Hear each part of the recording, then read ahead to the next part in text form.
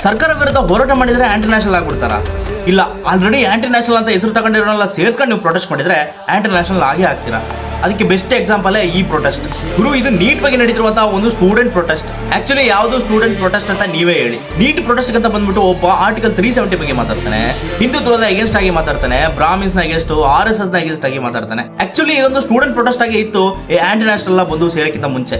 ಯಾವ್ದ್ರ ಬಗ್ಗೆ ಹೋರಾಟ ಮಾಡಬೇಕು ಅದ್ರ ಬಗ್ಗೆ ಹೋರಾಟ ಮಾಡಲೇಬೇಕು, ಅದು ತಪ್ಪೇ ಅಲ್ಲ.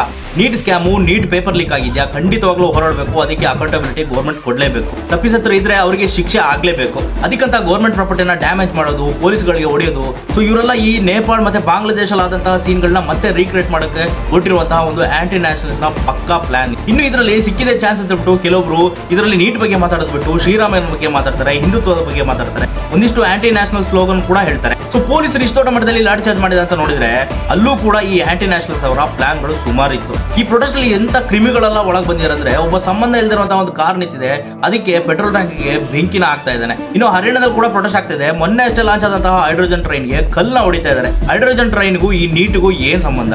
ಸೊ ಇದರಲ್ಲಿ ಪ್ರೊಟೆಸ್ಟ್ ನ ಸ್ಟಾರ್ಟ್ ಮಾಡಿದಂತಹ ಆಂಟಿ ನ್ಯಾಷನಲ್ಸ್ ಎಲ್ಲ ಓಡೋಗ್ಬಿಟ್ರು. ಇದರಲ್ಲಿ ಇನ್ನೋಸೆಂಟ್ ಆಗಿ ಬಲಿಯಾಗಿದ್ದು ಈ ಸ್ಟೂಡೆಂಟ್ಗಳು ಮಾತ್ರ.